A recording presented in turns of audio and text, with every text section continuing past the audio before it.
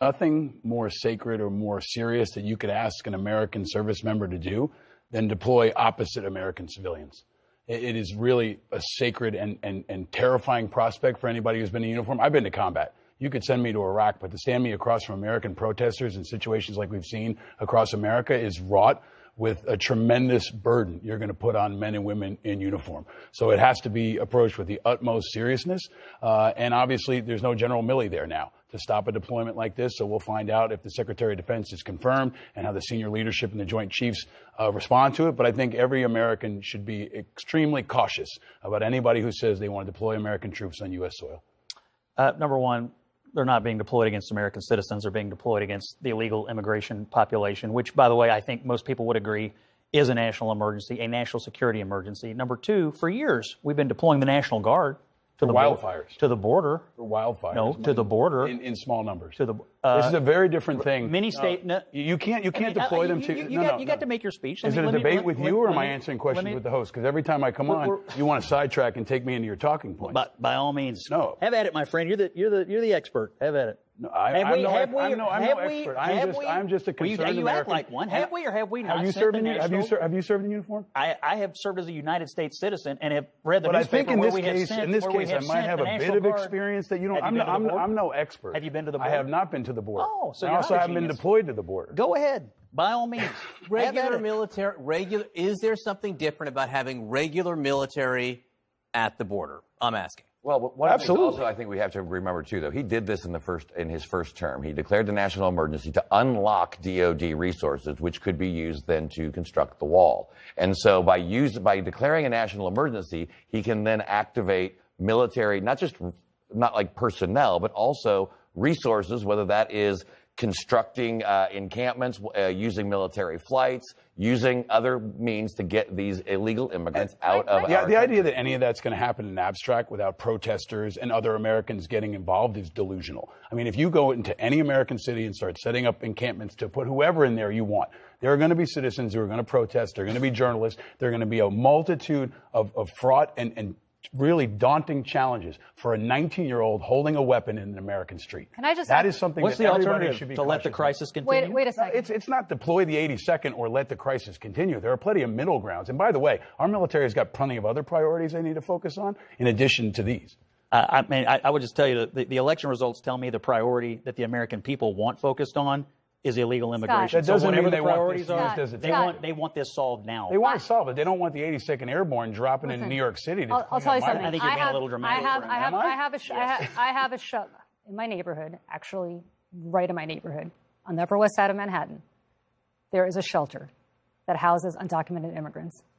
And I can guarantee you, I can promise you with every fiber of my being, because I'll probably be one of those people, that if anybody comes for these people and tries to drag them out by force, there will be protests of people like me, American citizens, who are going to stand there and do everything possible to prevent these women and children, which is all who these people are. How about the criminals? How about the terrorists? How about the convicted How do you sort Stop. How do you know who it is? How do you sort through them? That's the problem. I don't know who Stop. it is. Stop. I'm sorry. I live next to these people. I can tell you they are women and they are children. Are there terrorists among them? I don't know. But I can tell you that and neither does the government, which is why we have to figure this out. Okay, but what I'm telling you right now, practically speaking, is that there will be people, American citizens, who will prevent these little kids from being dragged out of these shelters. There are. And what's going to happen to these people? What is going to happen to the military when the military opens fire on us? No one's. Can you say, hang on one sec, Chuck, we're way down a rabbit hole here. You ran and won races for some Democrats in some border states, or helped run and win some races. What do you think the mandate is? I think the mandate is that you've got to separate some of this. You know, I've been doing campaigns for almost 38 years. My grandparents came here from Mexico. I deal with immigrants. Two of my business partners are immigrants. And yes, I got to work for Ruben Gallego in Arizona. And we talked about the border. And I was there from day one with Ruben. And Ruben is a Marine combat veteran who saw some stuff in overseas that I never want to comprehend that he fought for me, right? This morning in my own building, in my own group in my staff meeting, let me put it this way. I'm sorry to get dramatic, but we had to have a meeting this morning because one of my employees, who is an immigrant, she's been here since she was 6 years old. She doesn't smoke. She doesn't drink. She has no criminal record. And she's against her religion to even say anything bad. We had to figure out what we would do when her TPS expires in March. If she has to self-deport, And she went to school here. She's been educated here. She is one of the finest human beings I've ever met. That doesn't mean that every single person who comes here, Scott, is perfect. But I'm just saying we have to separate some of this and think about this. The challenge of sorting through them is mammoth. We had a hard time doing it in Iraq. Okay, our troops have had a hard time doing it in Afghanistan. Trying to ask them to sort through who's who and implement a policy like this, here in the United States is like nothing we've ever seen. Actually, I mean, hold on. Maybe the only precedent we have is internment camps during World War II against Japanese Americans. But there's not a military precedent for sorting through who on the Upper East Side is an illegal and who's not. And you're asking a 19-year-old, right, holding a weapon, who signed up to serve his or her country, to thrust themselves into maybe the most fraught political topic that we've got in this country.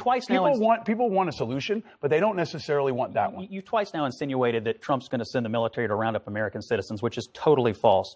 There are 1.3 to 1.6 million illegal immigrants in this country today who have already received deportation orders from a court. You can start there. There's another population, as Mark said, that have either committed violent crimes in the United States or committed violent crimes where they came from. You can also do that. That has nothing to do with the people in your neighborhood, has nothing to do with the person in your office, and has nothing to do with whatever the hell you're talking about. It has to do with getting people out of the country who do not belong. How are you going to deploy the military? Give me how exactly you would deploy an active duty military unit to respond to this crisis. I would use the military in conjunction with local officials, what does that look like? Local law enforcement, county sheriffs, people who know their communities, because I assume a lot of the local sheriffs and jailers are going to be the people who end up housing some of these folks before they are deported.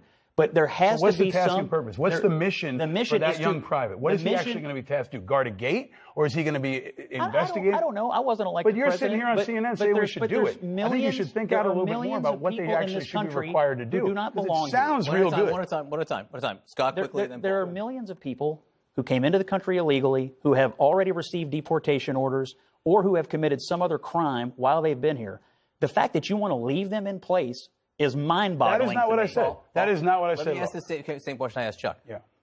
What was the mandate from the election? As much as any issue, immigration was on the ballot. So what do you think the voters were saying on immigration? I think the voters were saying do something about it. I think broadly across partisan lines, there is almost universal need for people to do something about it. What you do about it is a totally different story. Can I finish? Or are you guys going to jump in every single time? I know this is like the normal thing around here, but I'm trying to have a conversation without getting cut in half every time.